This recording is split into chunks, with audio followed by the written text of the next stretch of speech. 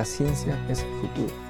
Sin ciencia no hay futuro. Hola amigos, soy Modesto Montoya, director y conductor del programa Encuentro con la Ciencia, un programa que promueve la educación, la ciencia y la tecnología a través de entrevistas con sus protagonistas y de vez en cuando hablamos también de política relacionada con el tema que les hemos mencionado.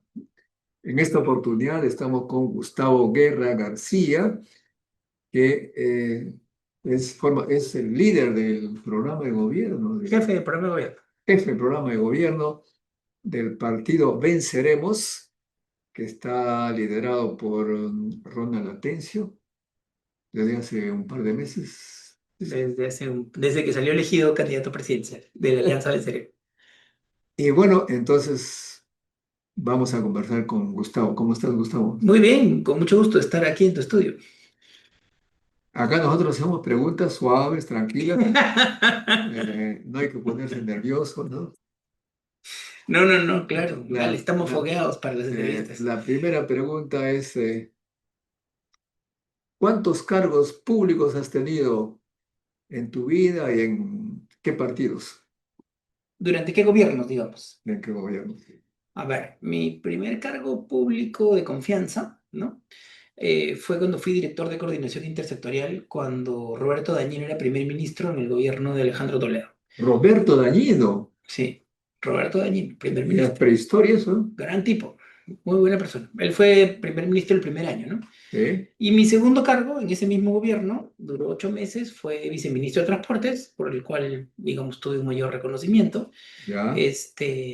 Ya muchos años después volví a la función pública como vicepresidente de Invermed primero en el municipio de Lima y luego como presidente de Protransporte, en donde iniciamos, digamos, la reforma del transporte urbano e implementamos los corredores de Javier Prado, Labrina Fawcett y Arequipa Tacna Garcilaso.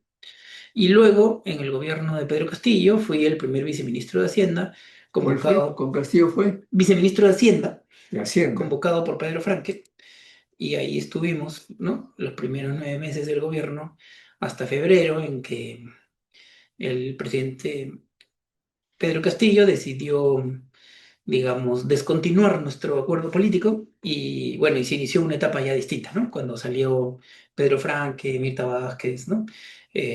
Avelino Guillén, ¿no? Que principalmente se precipitó por la decisión del presidente Castillo de no respaldar a Avelino Guillén cuando él quería hacer una reforma, una purga, digamos, en la Policía Nacional del Perú en aras de poder evitar los problemas que hoy día tenemos, ¿no? Y con Pedro Franque, ¿cuáles fueron los logros, las dificultades? Bueno. Muchos dicen que fue un fracaso total, otros tú dices que no. Cuéntame. Yo creo que es muy difícil que podamos hablar de una gestión fracasada cuando logramos reencaminar la economía al crecimiento después del COVID, ¿no? Es verdad que el COVID no afectó los activos del aparato productivo como te afecta un fenómeno del niño, digamos, ¿no? Que te destruye carreteras y que te hace más difícil, digamos, la recuperación económica. Eso es verdad. Pero también es verdad que hubo mucho terrorismo económico cuando Pedro Castillo estaba a puertas de ganar las elecciones Uf, y que hubo fuga de capitales, ¿no? Entonces yo creo que fue muy importante la labor de Pedro Franque porque calmó a los mercados, dio una imagen y una realidad de que podíamos recuperar la economía y eso generó que la fuga de capitales regresara en la forma de importación de bienes de capital, ¿no? Que en lo concreto es inversión privada masiva y la inversión privada en el año 2021 creció 36%, ¿no? Que fue, digamos, el rebote del terrorismo económico de la fuga de capitales, pero ese rebote que fue inversión en bienes de capital, o sea, inversión privada que genera crecimiento de mediano plazo, fue muy importante porque ni en los años anteriores ni en los años posteriores hubo un crecimiento de 36% en la inversión privada, ¿no? ¿cuánto? 36% en la inversión privada. Entonces, ese crecimiento de 36% en la inversión privada impulsó no solo una recuperación, ¿no? Porque crecimos 13,5% cuando Alonso Segura y otros economistas decían que no íbamos a crecer ni siquiera 7%, y en los mejores estimados del Banco Central de Reserva íbamos a crecer entre 8 y 9, ¿no?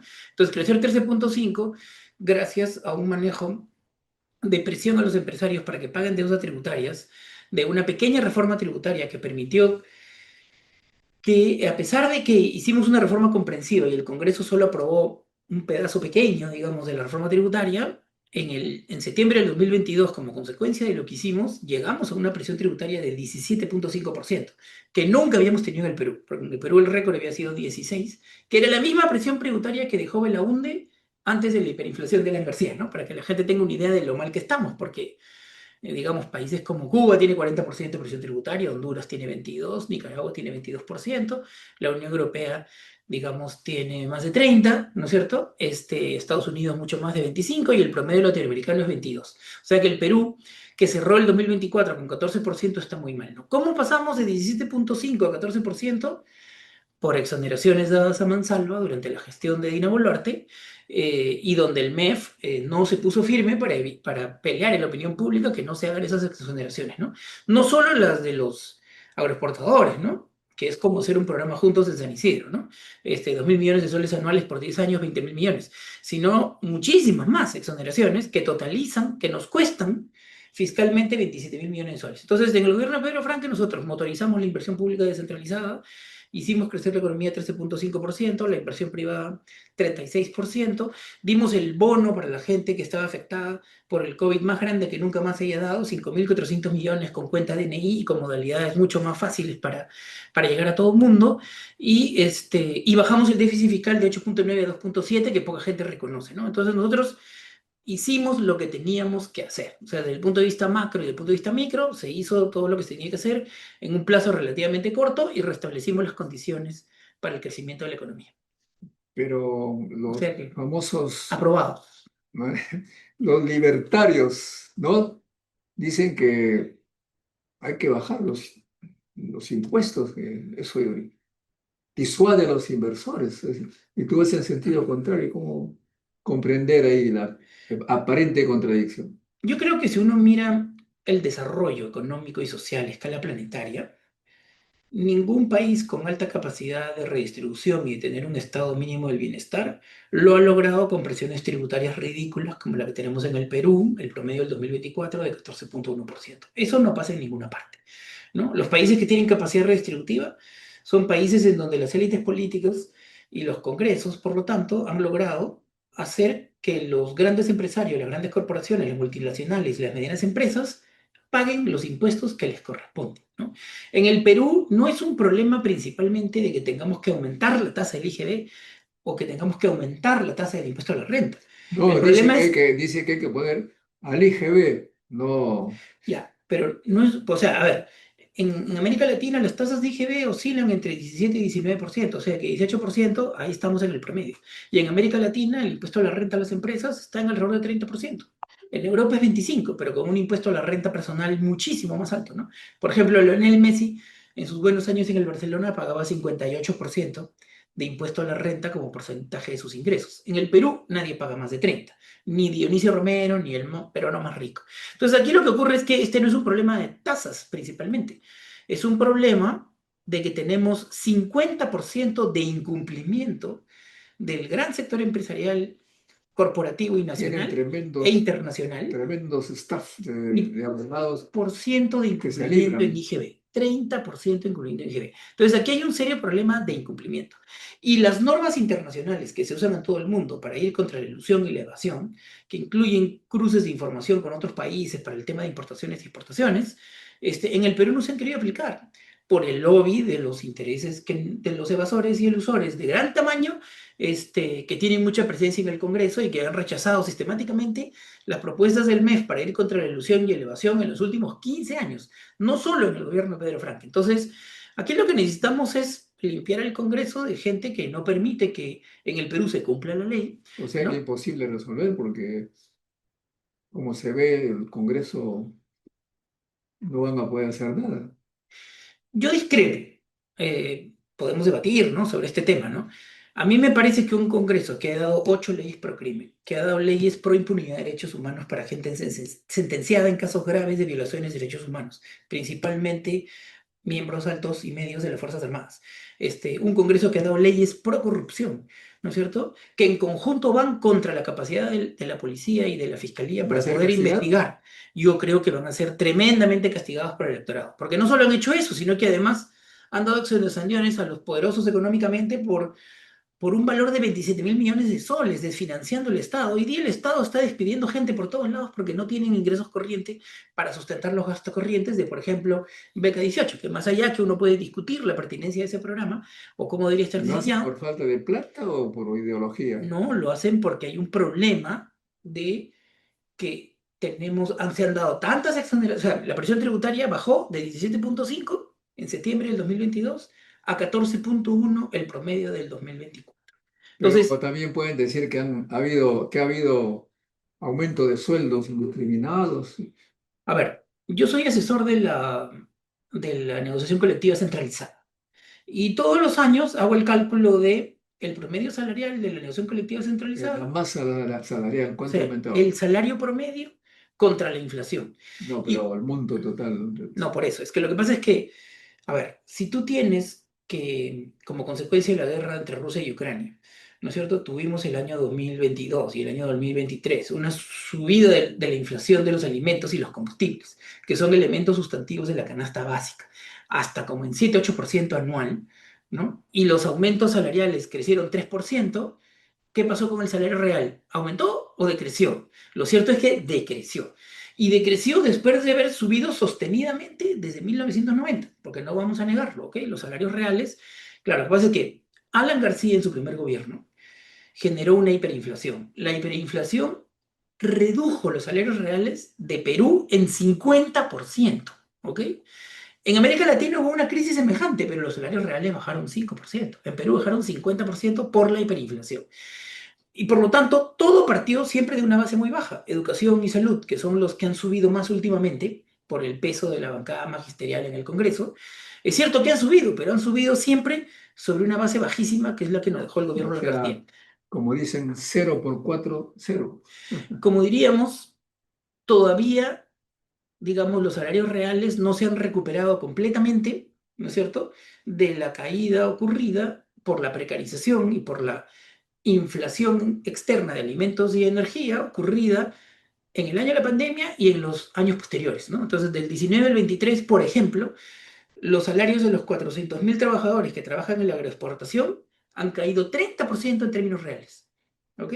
¿Fruto de qué? De lo que te estoy explicando, ¿no? La subida de la energía y los alimentos, por un lado, la recesión del 2023, que redujo todos los sectores que venden en el mercado interno, solo se salvaron los exportadores y los bancos, ¿no? Porque son un oligopolio muy poderoso. Entonces, lo que tenemos es que del 19 al 23 ha habido un aumento de la precarización laboral fortísima, un ingreso masivo de más venezolanos, que ha generado un aumento de la oferta laboral sin que haya un crecimiento del aparato productivo y sin que haya suficientes programas de empleo para contrapesar la entrada de, digamos, de ciudadanos de otro país, ¿no es cierto?, que están aumentando la oferta laboral, ¿no? Y con suspensión perfecta en el tiempo de la pandemia, ¿no? Lo que has tenido es que todavía no terminamos de recuperar ni salarios reales ni la cantidad de empleos formales que teníamos en el 2019, ¿no? Estamos ahí, apenas recuperándolos en algunos sectores urbanos y no en toda la economía del Perú. Entonces, en verdad esa es la situación. A mí me parece bien ridículo que teniendo un promedio salarial del sector privado y público de alrededor de 2.400 soles, ¿no? Y teniendo un salario mínimo de 1.130, que si le quitan los descuentos, ¿no?, de un contrato formal, lo que queda es un ingreso para una familia de 4 personas que no podrían subsistir ni el nivel de pobreza mínimo de pobreza extrema, ¿no? O sea, están por debajo de la línea monetaria de pobreza. Y a eso le llaman los empresarios que tenemos un sobrecosto laboral. O sea, la verdad es una frescura sin nombre. Y lo que ocurrió en 2023, como consecuencia de la pérdida de poder adquisitivo de los trabajadores, fue una recesión del mercado interno. O sea, ¿qué pasó en 2023? El oro y el cobre, la harina de pescado, por las nubes, ¿no es cierto? Precios internacionales favorables. Cuando el Sigue. Perú, y sí, pero ese año específicamente, ¿por qué quiero hacer la referencia a ese año? Porque ese año tuvimos términos de intercambio los más favorables posibles para el Perú y tuvimos recesión. El PBI decreció. ¿Por qué decreció? El 23, porque 19, 20, 21 y 22 lo que hubo fue que los costos de la canasta básica, sobre todo energía, alimentos, crecieron más que los salarios reales. Entonces el mercado interno del Perú se contrajo, ¿ok? Y el Estado permitió eso. Y ese es el paraíso de los empresarios grandes mercantilistas, ¿no? Un empresariado con contratos flexibles, ¿no? Súper precarios y que ganen lo mínimo. Ya bacán, pero cuando eso pasa, hay recesión en el mercado interno. Porque si tú descuidas, ¿no es cierto?, una política en que los salarios vayan creciendo de forma real, obviamente solo vas a ser rentables al sector exportador y no a los sectores del mercado interno, ¿no? Y esa es la razón la recesión del 2023 se explica por eso.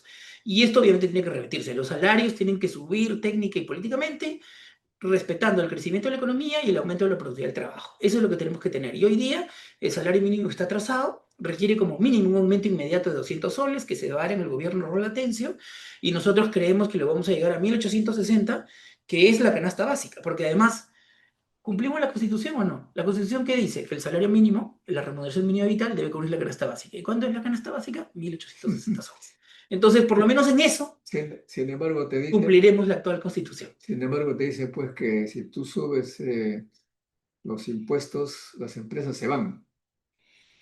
Bueno, como te refería antes, principalmente acá no es un problema de subir los impuestos, sino de reducir el incumplimiento en el pago de los impuestos de las grandes corporaciones, las empresas Da igual, grandes y las pues, empresas te pone medianas. bravo.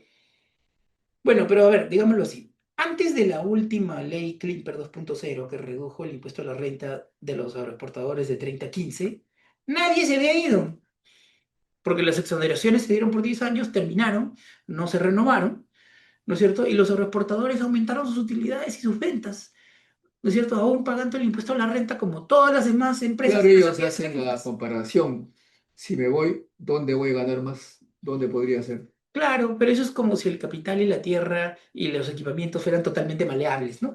La verdad es que eso no es así. Hay un costo hundido en equipamiento, en compras de terreno, en toda la organización de los agroexportadores. Cuando se les quitó la exoneración porque venció, ¿no es cierto? Nadie se fue, ¿no es cierto? Y sus utilidades y sus ventas siguieron aumentando porque el escenario internacional es muy favorable para nuestra agroexportación. Entonces, la verdad es que ese impuesto es innecesario. Ese impuesto es solo fruto de la captura, ¿no es cierto?, de los intereses de los exportadores sobre los actuales congresistas que han dado una exoneración absolutamente innecesaria a un sector dinámico, poderoso y de La grandes agricultura. inversiones: la agroexportación.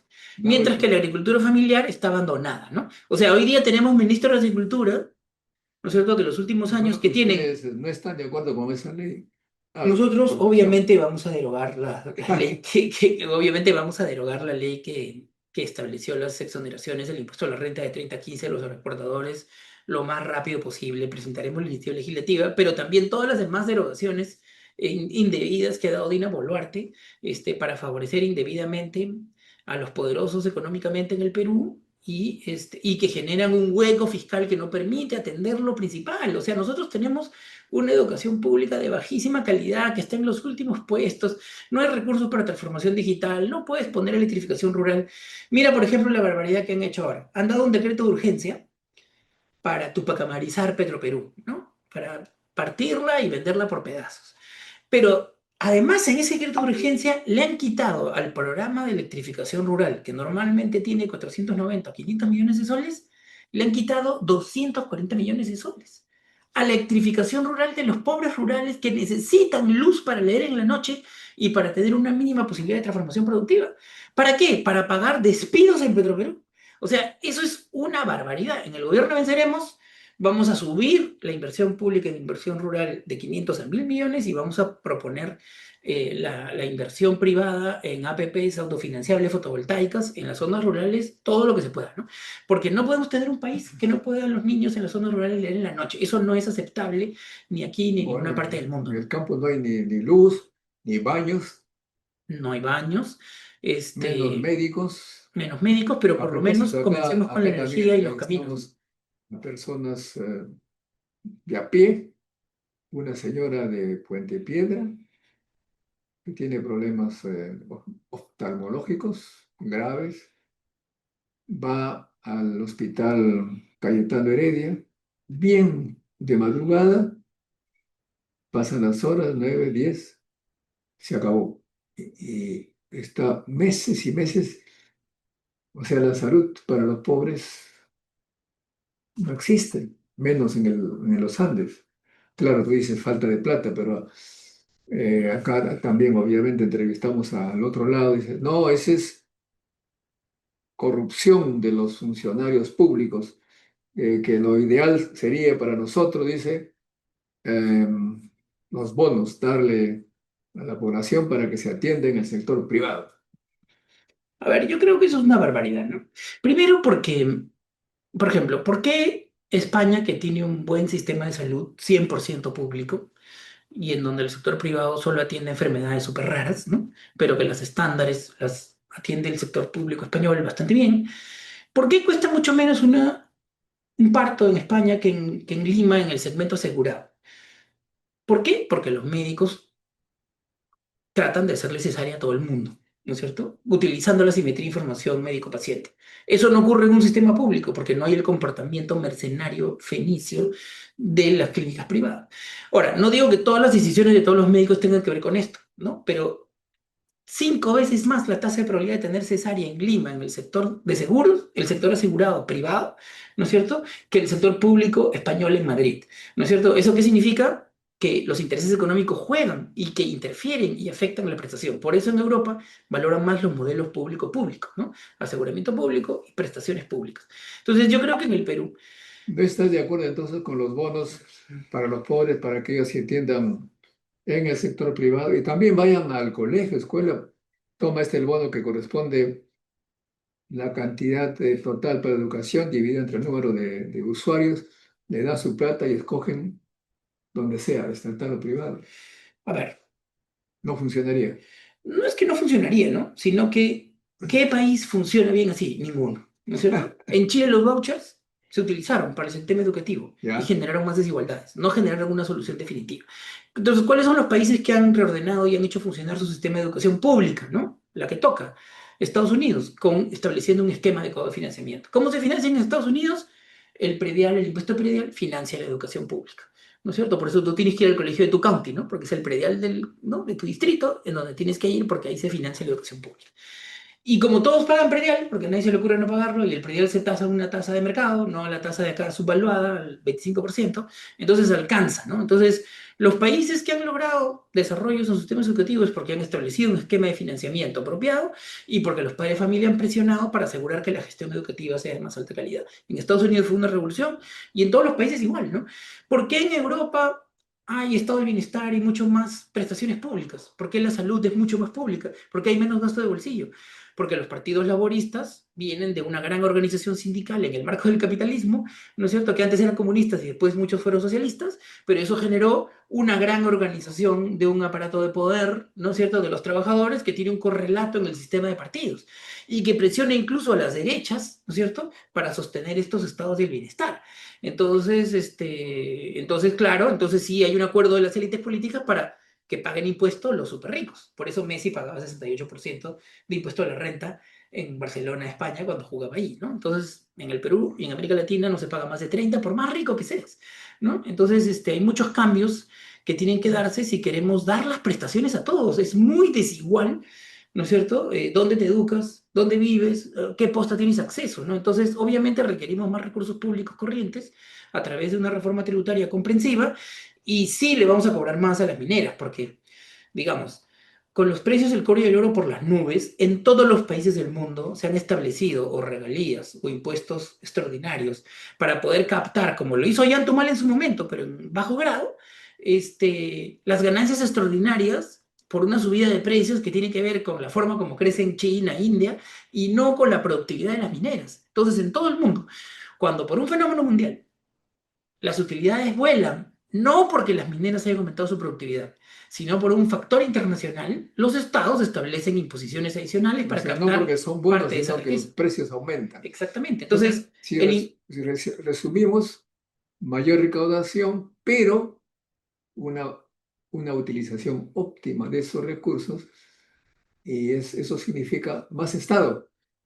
eso significa más capacidad del Estado para dar con mejor calidad los servicios de educación, salud, protección social, pero también la infraestructura básica, ¿no? O sea, por ejemplo, eh, y para terminar con este punto, ¿no? El impuesto general de No, ya minería. estaba resumiendo lo que Sí, el impuesto especial.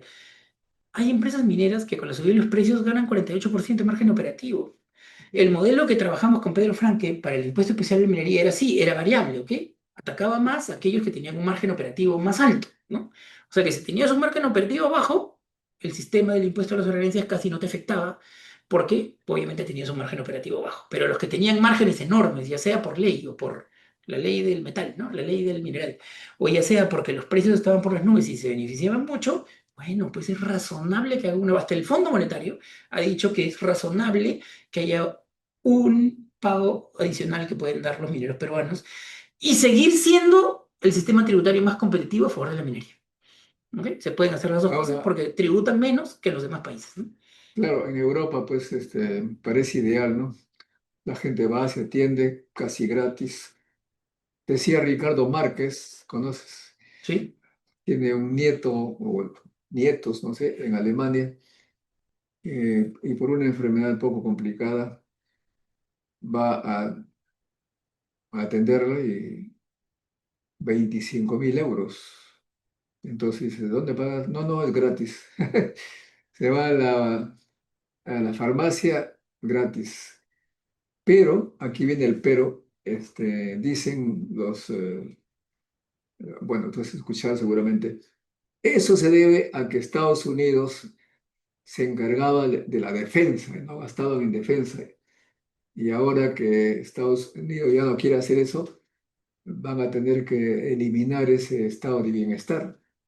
¿Cuál es tu observación? A ver, es cierto que los europeos van a tener que gastar más en defensa, indudablemente, ¿no? Pero ellos tienen una presión tributaria promedio de 32%, ¿no es cierto? Una presión fiscal de cerca de 40%, y por lo tanto, aún con esa contribución, pueden tener bastantes los No, pero te elementos decía, más el bienestar significativos de se su estado debe de en bienestar. gran parte a que No, no, no, se debe en no, gran parte a que ellos han hecho reformas tributarias, a que las élites políticas son capaces de cobrarle los impuestos completos a los ricos, como a Shakira, ¿no es cierto? Que si no pagan bien sus impuestos, le ponen multa, ¿no es cierto? Y la tiene que pagar, ¿no? Igual con el papá de Messi, ¿no es cierto? Y así te puedo dar miles de ejemplos, ¿no? De gente poderosa que le exigen que pague sus impuestos. Lo mismo con las empresas que no se arriesgan a no pagar los impuestos. Entonces, en esos países, igual en Estados Unidos, ¿no? Nadie se la juega a no pagar impuestos porque pueden terminar muy mal. Entonces, en esos países funciona bien que las tasas se cumplen, que los impuestos se cumplen y hay elementos redistributivos, ¿no? De hecho, la tasa de impuesto a la renta personal, ¿no es cierto? Para los muy, muy ricos sube por encima de 30%.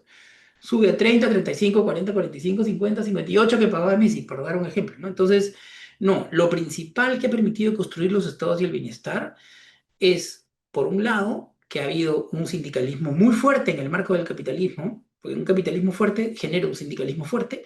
Ese sindicalismo fuerte ha tenido un correlato en partidos políticos laborales o socialistas, ¿no? Que han permitido una correlación de fuerzas en los congresos para construir los estados del bienestar y ¿crees que tú han en la lucha de permitido clases? en la reforma tributaria, pero por supuesto que ha habido lucha de clases. Ahí hubo lucha de clases. El equilibrio político en La Europa gente cree es que que lucha hay de... partidos de los trabajadores, No, ¿no? Que tienen la mitad del poder o 40% del poder, ¿no? Y que por lo tanto luchan con los partidos del otro lado, y en ese balance, ¿no es cierto?, se generan las reformas tributarias, los estados con capacidad de cobrar impuestos y también de ser fuertes en lo tecnológico y en la innovación, con apoyo mismo de los estados, porque no toda la inversión en innovación es privada, y por eso son grandes sociedades, ¿no? Hacen lo ahora, que tienen que hacer, con tus propuestas creo que te van a bancar rapidito, ¿ah? ¿sí? Porque se organizan para hacer la guerra a esos gobiernos insolentes, como hemos podido ver salvo que hagan pues lo que hizo Ollanta en la carta de, ¿cómo se llama? La hoja de ruta, que algunos quieren cambiar la R por otra letra. A ver, Y yo no. también aquí hemos visto a Dina Boluarte que le permitían todos la bollería, los caprichos, con tal que firme lo que tenía. Y el señor Geri, ni que hablar. Usted de repente lo van a decapitar antes de empezar a hacer cosas raras para ellos, ¿no? A ver, yo no tengo ese temor, ¿no? ¿Cómo se Yo van a no tengo ese defender? temor porque además hay que añadir otro elemento a la ecuación, ¿no?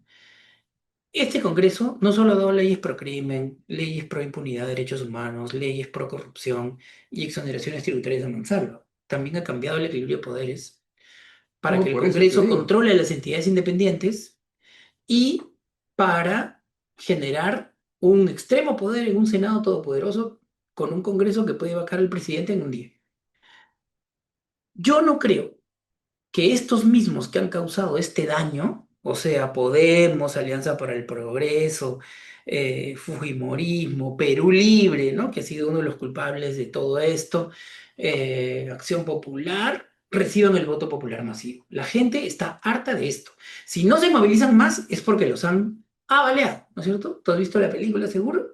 Este, y en la película se ve claramente a los helicópteros disparándole a la gente desde el cielo y disparándoles desde el suelo directamente a personas que eran marchantes, a no marchantes y hasta los médicos que iban a cuidar a los baleados. Entonces, acá la gente no se moviliza más y no protesta más, que ha sido intimidada. Pero las urnas, ¿no es cierto?, se van a vengar de este sistema político y de esta correlación mafiosa del Congreso. Yo no creo que ninguno de ellos pase a segunda vuelta ni tengan votaciones significativas de más de 2%. O sea, no lo creo. Aquí lo que va a haber es otros actores políticos de centro, otros sectores políticos de derecha diferentes a los que controlan el Congreso, y también una izquierda distinta a la que estuvo en el Congreso, porque van a ser castigados. O sea, la gente del Perú no es tonta. O sea, yo confío en la conciencia del pueblo peruano, por algo este Congreso tiene 2% de aprobación. Tú confías, pero hay algunos que se dejan comprar. Bueno, es posible. Esperemos que no les alcance la plata para comprar a todos. Yo lo que creo es que va a haber un péndulo político y aquí son nuevas fuerzas de derecha y de izquierda las que van a poblar el nuevo Senado y yo creo que se van a dar las condiciones, después de la máxima desafección política, para ir a un referéndum para una nueva constitución y discutir un nuevo pacto social y un nuevo marco de gobierno. Eso es lo que los peruanos necesitan.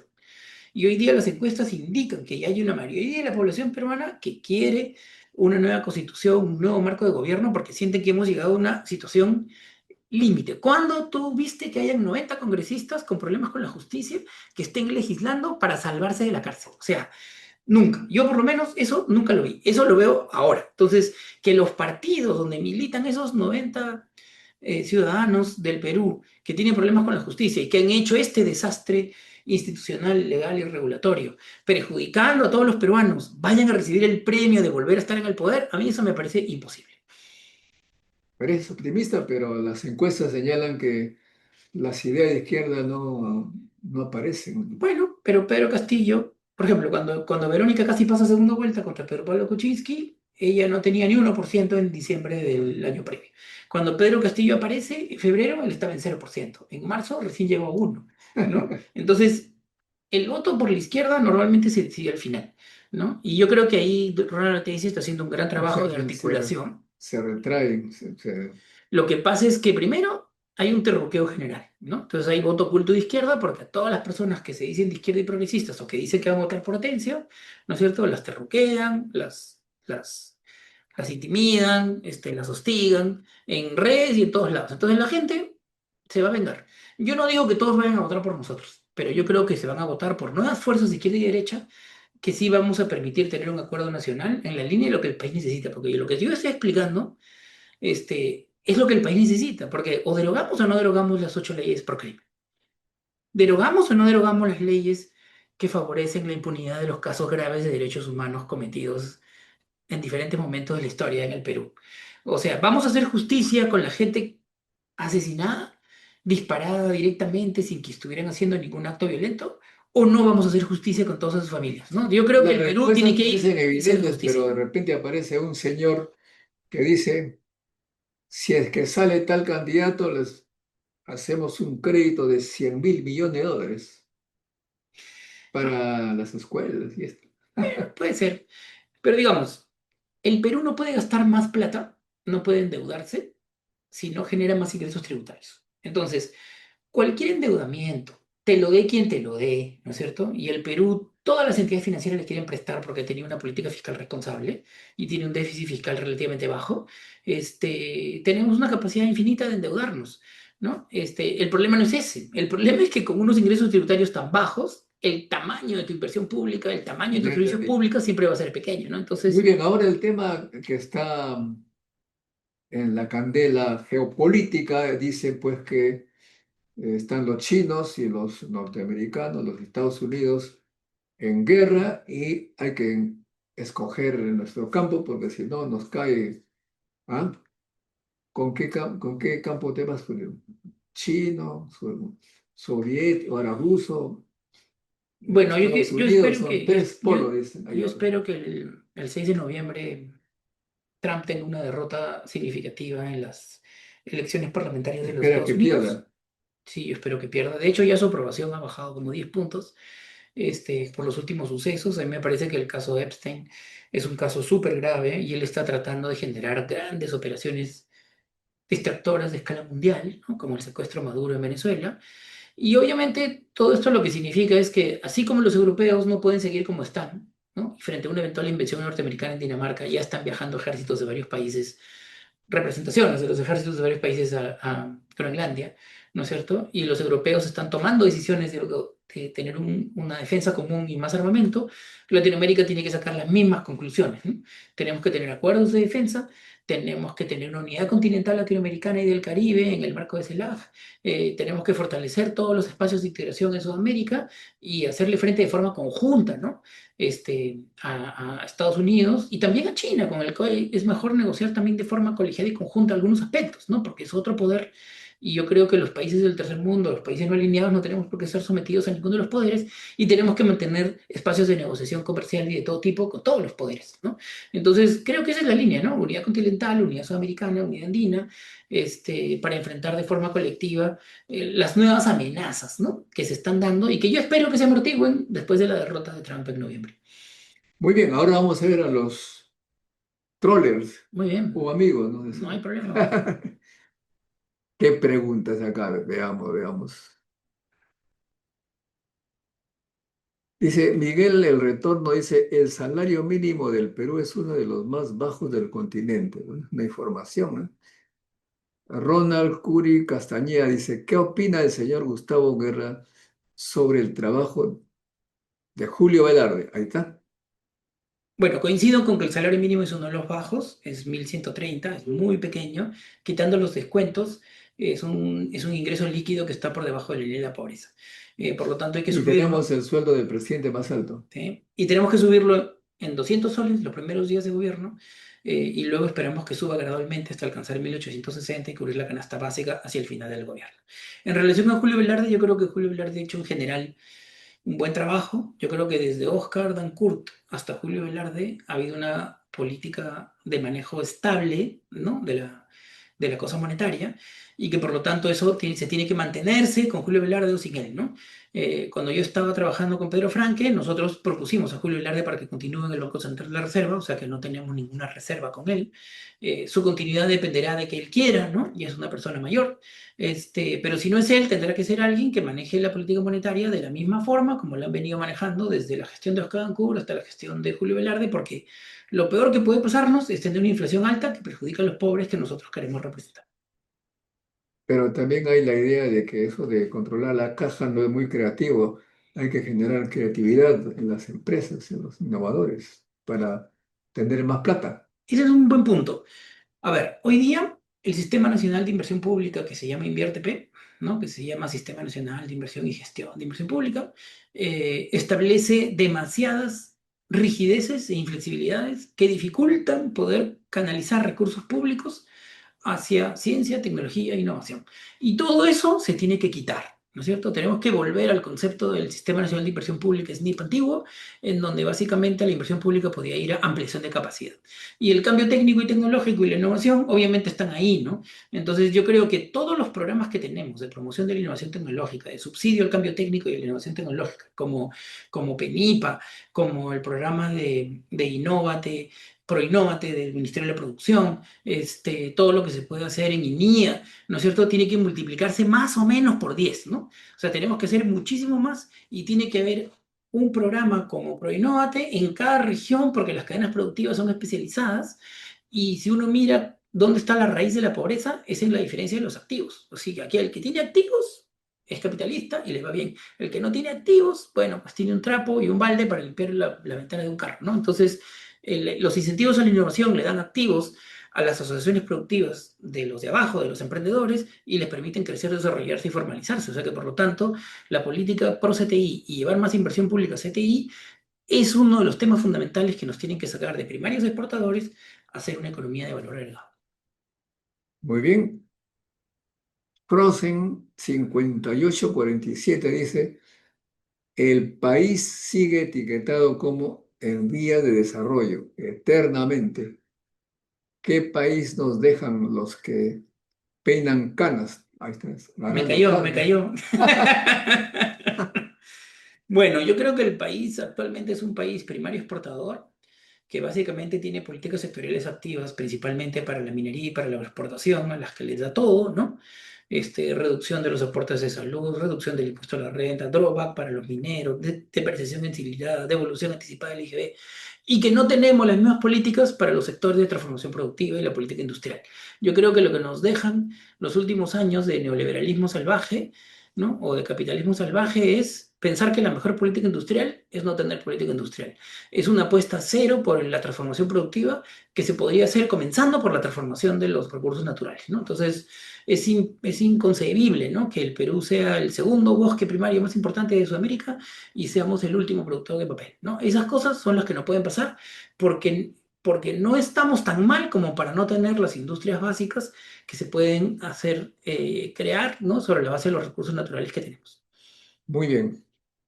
Entonces, Ronaldo dice, desde una perspectiva internacional, ¿qué opina del hecho de que el gobierno peruano no compre plata ni oro para diversificar sus reservas y dependa casi exclusivamente del dólar? A ver, las reservas sí tienen un determinado nivel de diversificación, sí hay reservas en oro, sí hay reservas en plata, pero la discusión es si dado que el dólar, ¿no? Está perdiendo valor Vale. y el oro y la plata están por las nubes, si conviene o no tener una mayor cantidad de reservas en oro y en plata y un poquito menor proporción en dólares. Yo creo que ese es un planteamiento válido, ¿no es cierto? Haremos los análisis de riesgos apropiados para este tema, lo discutiremos con quien le corresponda ser el nuevo presidente del Banco Central, pero hay que entender que esta es una decisión autónoma del Banco Central. Nosotros respaldamos los artículos de la Constitución del régimen económico que le dan autonomía al Banco Central. Y parte de eso es respetar que esa decisión le corresponde al Banco Central de Reserva. Lo que ¿Tienes podemos ahorro, hacer es discutir con ellos, ¿no? tienes ahorro en dólares? No, yo ahorro todo en soles, ¿Tienes, porque me va mucho mejor en soles que en dólares. tienes oro? No, no tengo oro, sí. A propósito, ¿qué hace la gente rica con tanta plata? ¿Cómo se divierte más o cómo la cosa?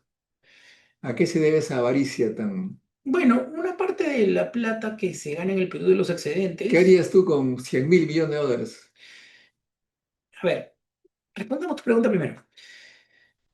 El Perú se ha vuelto una economía de enclave porque grandes sectores, ¿no es cierto?, tienen sus centros de decisión fuera del Perú, ¿no? Grandes empresas mineras chinas, mineras de otros países, de Inglaterra, grandes empresas inglesas, chilenas, ¿no?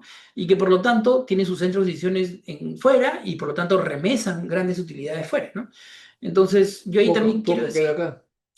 bueno, queda lo que queda, porque una parte lo remesan y una parte lo reinvierten, ¿no? No hay que negar que también una parte la reinvierte. Pero si fueran empresas peruanas, es decir, ¿por qué nosotros decimos, no hablamos de economía social de mercado, sino de economía nacional de mercado popular y sostenible? Porque para nosotros no hay ninguna experiencia mundial, ninguna, de rápido crecimiento, rápido desarrollo, que no se haya basado en apostar por las empresas nacionales en áreas de su competitividad. ¿Y por qué eso conviene? Porque esas son las empresas que reinvierten casi todo. O que incluso, ¿no? Cuando disfrutan sus dividendos, gastan una gran Claro, parte en sin el Perú. gastar en los Entonces, hoteles, obviamente, en el cuy, en el claro, cabrito, obviamente, etc. este tema de la Constitución que dice que no podemos reservar áreas de la economía para los nacionales y que tenemos que dar un tratamiento igualitario a la inversión extranjera con la nacional, es anti promover empresas peruanas, no empresas públicas, ¿no? Empresas peruanas en ámbitos estratégicos, ¿no? O sea, Entonces, viva los ricos con tal que sean peruanos. no es que vivan los ricos, es que toda estrategia económica en un modelo neoestructuralista como el que nosotros propugnamos, ¿no es cierto? Queremos sustituir un modelo neoliberal por un modelo neoestructural. ¿Qué es el modelo neoestructuralista? Transformación productiva con equidad basada en tener políticas sectoriales activas para industrializar y transformar en aquellas actividades que están más encadenadas al mercado interno y que generan empleo, como lo hace todos los países OCDE, como lo hace Chile, como lo hace Brasil, como lo hace todo el mundo menos nosotros que solo tenemos políticas activas para las actividades primarias exportadoras. Muy bien. Ah, buenas propuestas de Alianza Venceremos, dice Guillermo Movi Valdizán. Marco Alcántara dice Ronald Atencio 2026, caray. Venceremos al... Oye, has traído tu...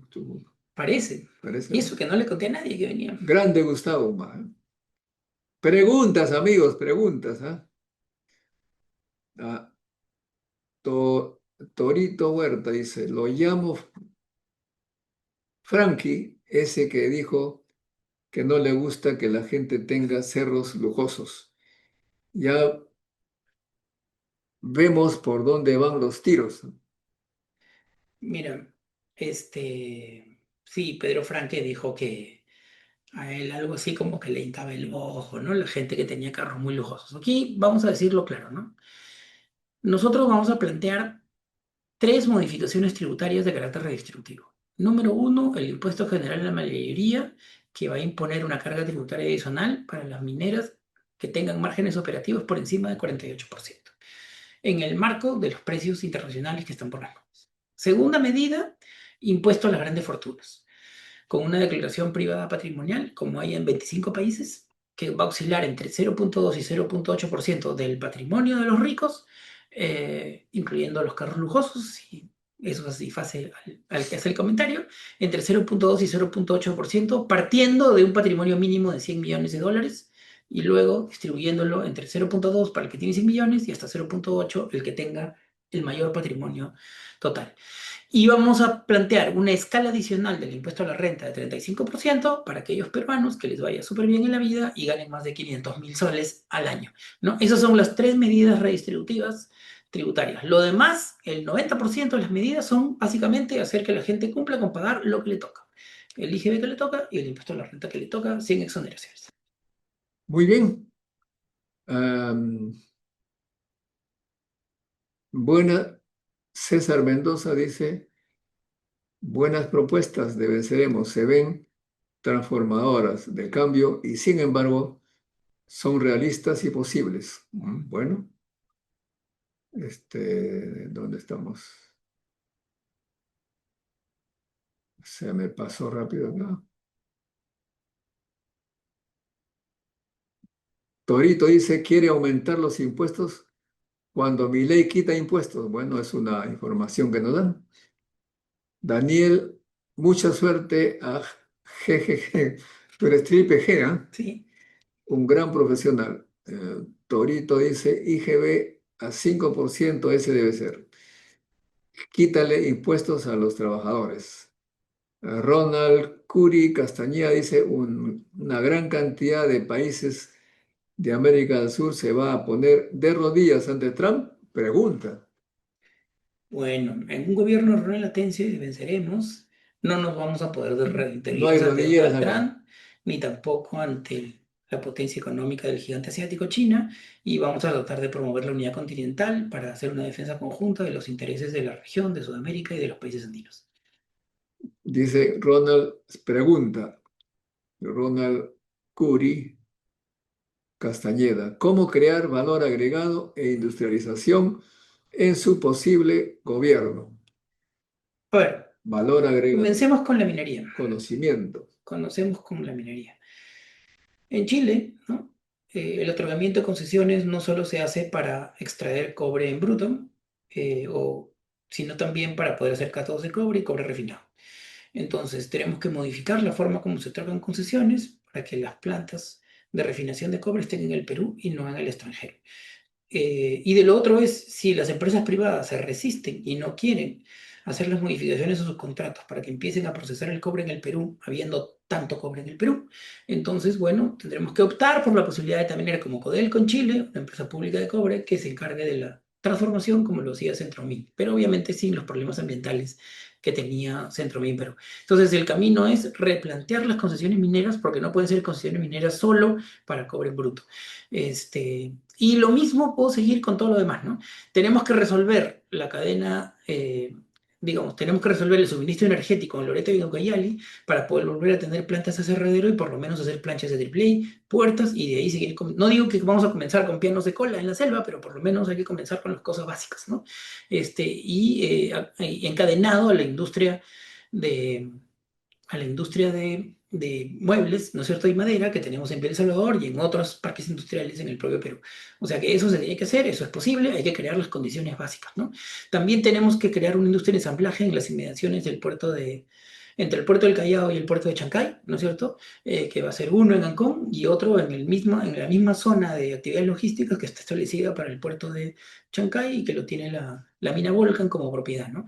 Obviamente ahí se van a dar facilidades para ver importación, ensamblaje y exportación, ¿no? Eso se puede. Y, por ejemplo, vamos a vincular la reforma de transporte al potenciamiento de todas las industrias de ensamblaje que hay en el Perú, ¿no? Que son muchas, ¿no? Metalbús, otras empresas, ¿no? Los proveedores del Metropolitano, por ejemplo, 75% de la flota del Metropolitano es flota ensamblada por peruanos, ¿no?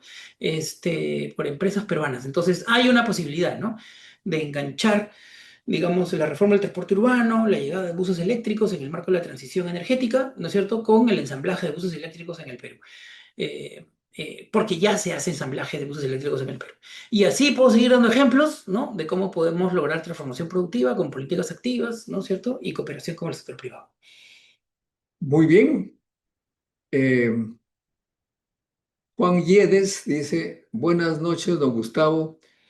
¿Cómo hacemos con estos monopolios y oligopolios que manejan a su antojo los precios de los hidrocarburos y el sistema financiero? Muy buena pregunta.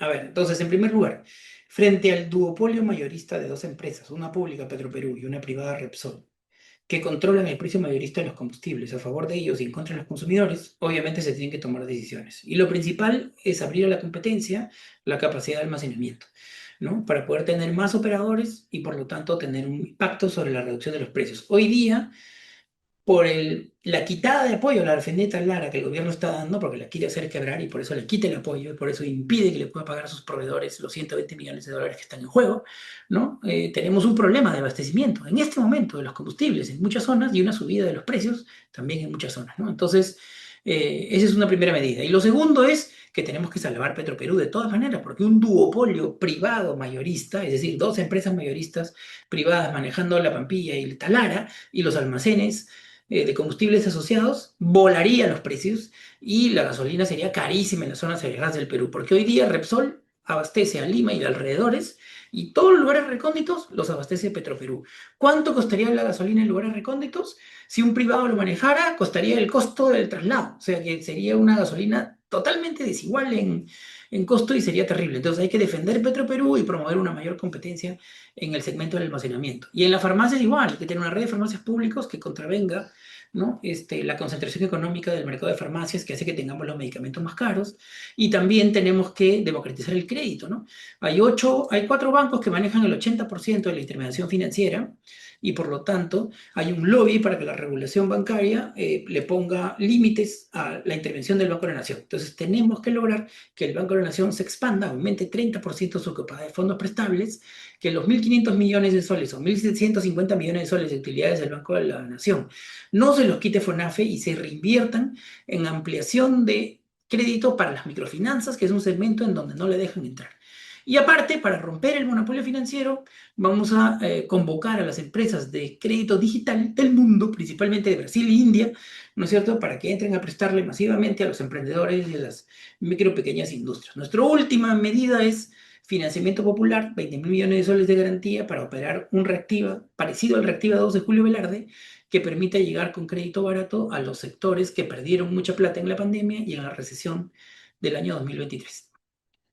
Bueno, Ronald Curry dice, ¿por qué las reservas del Perú las maneja o las posee Inglaterra? Bueno, no las maneja y las posee Inglaterra. Las reservas internacionales netas del Perú y las reservas de libre disponibilidad las maneja con autonomía constitucional el Banco Central de Reserva, que decide en qué bancos, ¿no?, y en qué fondos de inversión las deposita para que se muevan y crezcan, ¿no? Muy bien. Caray, hay mucha pregunta, Gustavo. ¿Sí? Venceremos va a industrializar el país, es una afirmación, ¿ah? ¿Sí? Pepe Guardiola dice, a ver si estos señores apoyan a las universidades públicas, a ver si incrementan el presupuesto y acaban el lobby de las privadas, dice. Sí, nosotros... Espérate ahí, perdón. sigue, dice, beca 18 solo para las universidades públicas, que se acabe el lobby a las universidades privadas. podrían eliminar la ley que hizo Fujimori para que las universidades privadas sean un negocio. Sí, a ver, yo lo que diría es, nosotros estamos en contra y vamos a luchar contra la mercantilización de la educación, tanto a nivel colegial como universitario. Y eso pasa por, en primer lugar, ampliar sustantivamente las plazas de profesores para poder ampliar la capacidad de recepción de estudiantes, ¿no? Y también considerar que en muchos casos es mucho más útil, ¿no? Establecer filiales de las mejores universidades peruanas como la UNI, la Agraria, San Marcos, ¿no es cierto? Y otras, ¿no? En las provincias que no tienen, que estar creando nuevas universidades, ¿no? Que hace más lento el proceso de poder afiatar una capacidad de enseñanza. Entonces, lo que sí va a haber es un financiamiento adicional importante de las universidades públicas sobre la base de una reforma tributaria, como hemos explicado, ¿no? Claro, más plata. Sí. Muy bien. Acá hacemos preguntas, no hacemos insultos ni nada por el estilo, por favor. Preguntas u opiniones. Eh, Marto Villa dice, eso de Chile es un falso, no mientas, siempre son zurdos. Siempre los zurdos mienten. Dale con los insultos, ahí no, pasamos, por favor. Diga usted su verdad, pero no ponga palabras en los demás. Verdades suyas o bien preguntas. Pepe Guardiola dice, crearán el Ministerio de Ciencia y Tecnología, mejoren la gestión de algunos ministerios y funcionen algunos, fusionen será, algunos ministerios para evitar mucha burocracia. Fusión de algunos y creación de otros. Yo creo que, perdón, en nuestro programa está planteada la creación del Ministerio de Ciencia y Tecnología. No sé si exactamente en el esquema que tú propusiste, pero digamos, basado en una articulación de lo que hoy día es CONCITEC, que sería como la rectoría, digamos, del Ministerio de Ciencia y Tecnología, y articulando toda la parte industrial, ¿no? Que está en el Ministerio de la Producción, de forma tal de poder articular, digamos, toda la parte de inversión pública, de innovación, ¿no? Obviamente nada de eso va a funcionar si no quitamos todas las rigideces que ha establecido InviérteP para que pueda canalizarse mucho más inversión pública al subsidio, a la innovación tecnológica, a la ciencia y la tecnología, y que obviamente tenemos que poner más o menos 10 veces los recursos hoy día. Si nosotros miramos cuánto gasta Chile en las mismas intervenciones del ecosistema de innovación tecnológica, nos damos cuenta que ellos más o menos gastan multiplicado por 100. Pero como no podemos pasar de 0 a 100 tan rápido, porque también hay una curva de aprendizaje de los actores públicos, la idea es más o menos multiplicar por 10 los presupuestos de inversión pública CTI. Muy bien. Jerónimo dice, el pollo está a 12 soles el kilo. ¿Qué rayos hace el inútil de Velarde? Bueno, Velarde no tiene que ver con el precio del pollo, ¿no? Lo que pasa es que como el Banco Central de Reserva, su principal tarea es la política monetaria, que es detener la inflación, por eso me imagino que le están atribuyendo la responsabilidad del precio del pollo. Bueno, uy, se- hay muchos, ¿ah? ¿Eh?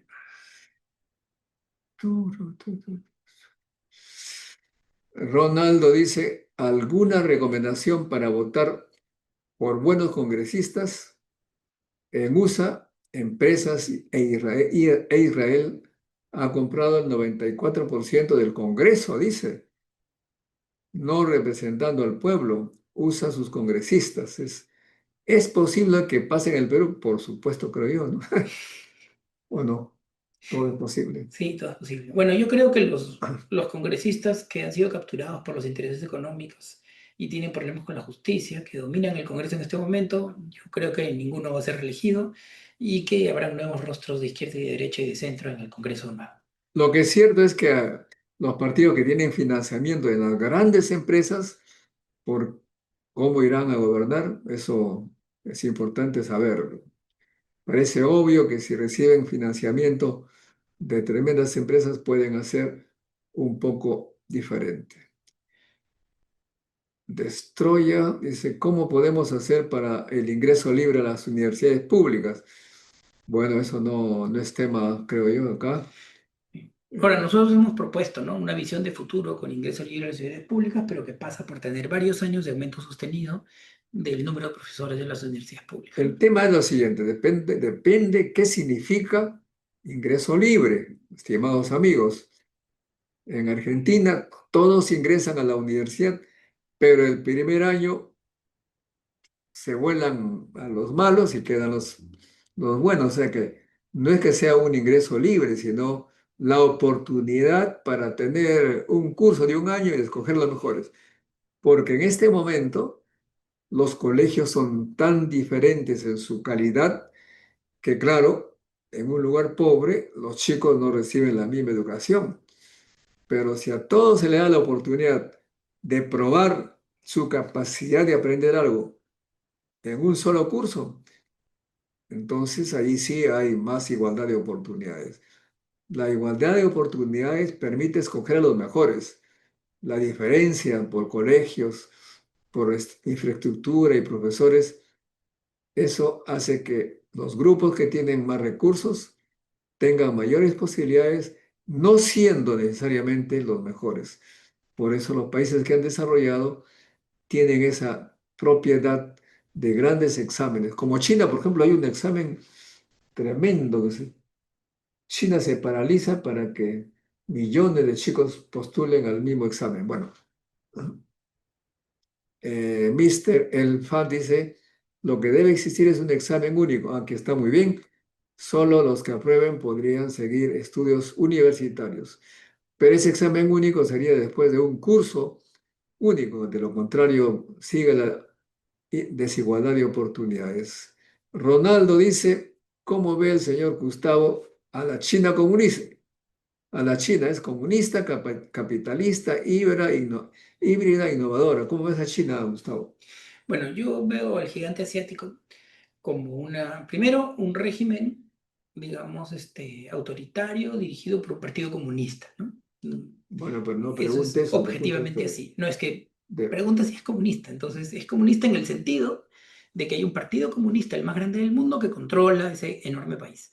Y China lo que tiene es elementos de capitalismo de mercado y elementos de capitalismo de Estado, que combinados con una planificación económica del desarrollo más dirigista que las de otros países OCDE, ¿no es cierto?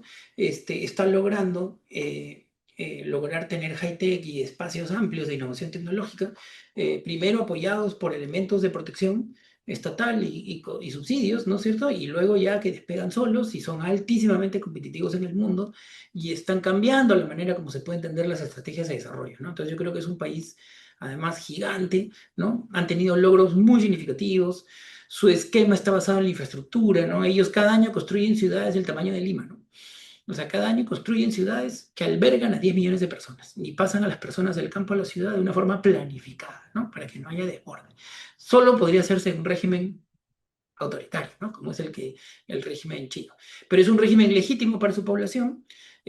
Han hecho una mejora de los salarios reales impresionante, lo cual ha generado un crecimiento de su mercado interno gigantesco, porque claro, como son 1.400 millones, si los salarios suben, se convierten en un mercado interno igualmente gigantesco, ¿no? Entonces, su fortaleza hoy en día es esa gran capacidad de innovar, ¿no? La planificación económica dirigida y exitosa, ¿no es cierto? Y un mercado interno poderoso que cada vez que suben los salarios, tiene una mayor capacidad de ser competitivo por la enorme cantidad de personas y ya la enorme cantidad de millonarios que tiene China, ¿no?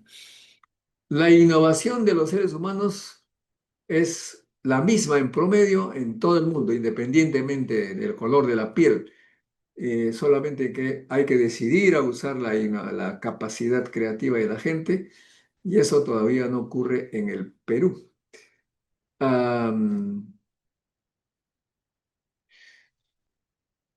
el profe Vicente dice, creo que debemos potenciar las instituciones tecnológicas a nivel nacional. Bueno, Pepe Guardiola dice, votaré por Venceremos para salvar Petroperú, el Ministerio de Ciencia y Tecnología. Caray, pues. Ronaldo dice, cree todos los candidatos, cree que todos los candidatos merecen postular. Bueno, hubo un señor que dijo que hubiera hecho que sube el dólar para que la gente sufra. No sé quién habría dicho eso. Rafael López Aliaga. Ah, Rafael López Aliaga dijo, ojalá el dólar en el inicio del gobierno de Pedro Castillo suba de 4,50 a 10 soles para que nunca más vuelvan a elegir un comunista. ah, caramba, no sabía eso. pero, Ese es el nivel de humanidad de López pero Obrador. las autoridades norteamericanas, economistas de gobierno, le he escuchado decir, hemos hecho una guerra económica a Irán para que sufran y se levanten contra el gobierno. Ese más o menos. Y bueno, nosotros estamos en contra de toda política Son, injerencista. son guerras que atacan a los ciudadanos para que de esa forma se levanten contra sus gobiernos. Dice, en un gobierno de venceremos tendrían que relacionar con China, tendrían una relación con China. Podrían hacer el tren transoceánico entre Perú y Brasil, pero Perú podría ingresar a los BRICS. ¿Van a entrar al BRICS ustedes? A nosotros nos interesa que Perú participe en los BRICS en la medida que nos acepten. Yo creo que es una muy buena opción. Perú está entre Brasil y China en el medio, porque está aquí Brasil, Perú, el mar y China, ¿no? Es verdad que Brasil tiene un gran proyecto con China para desarrollar un Mm. ferrocarril que va en toda la zona media del Brasil, hasta muy cerca, Podríamos ir a Brasil rapidito. Hasta Cruzeiro do Sul, ¿no? Y nuestra parte sería hacer principalmente el ferrocarril que conecta el actual ferrocarril central, ¿no? Entre Huánuco y Pasco hacia Pucallpa, ¿no? Esa sería nuestra contribución. En el plan de gobierno Venceremos está ese ferrocarril y también está modernizar los durmientes del ferrocarril central y hacer el túnel transandino, ¿no? Porque eso es lo que permitiría conectar toda la zona central del Perú, que es el hinterland, o la zona, ¿no?, productiva de influencia de tanto de Callao como de Chancay, y donde está el 58% del PBI, ¿no? Si queremos darle eficiencia y articular al Perú con los estados colindantes para que ellos salgan por los puertos peruanos, los estados brasileños colindantes con el Perú, a mí me parece que ese proyecto de integración es uno de los más importantes y nosotros nos jugamos dentro de esa visión transoceánica, por el ferrocarril Huánuco Pucallpa, Sería muy bueno. ¿sí? Que es además, como estaba diseñado en su origen, ¿no? Nos iríamos a las Este, playas. y como está diseñado en su origen el ferrocarril central, y en donde además una parte se construyó, solo que luego se abandonó para continuar la carretera Tingo-María-Pucallpa. Uy, creo que no vamos a poder ya. Va, muy rápido. Rápida Ya, respuesta. telegráficos. Dice, ¿qué opina de darle ingreso libre a quienes obtuvieron los 20 primeros puestos en el promedio final de los colegios? Totalmente de acuerdo. De acuerdo. Piensa industrializar Perú y cómo lo va a hacer. Quiere estudiar mecatrónica, pero aquí no hay industria. O bien se gana poco. ¿Ah? No solo vamos a generar las condiciones para la industria, sino que vamos a poner incentivos para repatriar a los expertos en tecnología que se vayan del país, así que puedes irte un tiempito y te regresamos cuando estés formado. Va a mejorar el sistema de defensa, ya que Trump está que quiere invadir a medio mundo, dice. La mejor defensa va a ser una diplomacia de rango continental. Muy bien. Jerónimo dice, ¿qué haría para terminar su gobierno? ¿Ser servil como Dina Boluarte y pactar con la mafia? Bueno, por favor, no haga esa pregunta de respuesta evidente, pues a que supongo que no, ¿no es cierto? Destroya dice, ¿qué opina de traer la tecnología rusa y permitir crear una base naval en no sé dónde, En el Callao.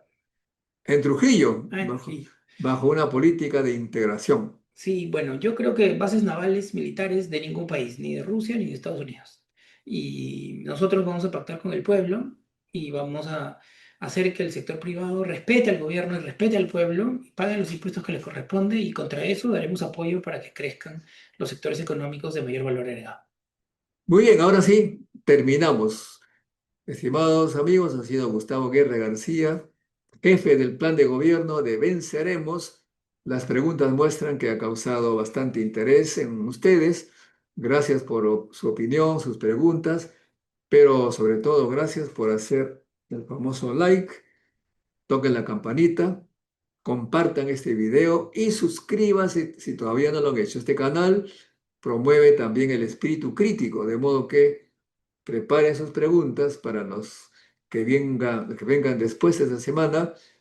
No adjetivos, no insultos, preguntas u opiniones. Muchas gracias, amigos. Será hasta un próximo encuentro con la ciencia. Chao, chao. Muchas gracias, Modesto. Nos vemos. La ciencia es el futuro. Sin ciencia no hay futuro.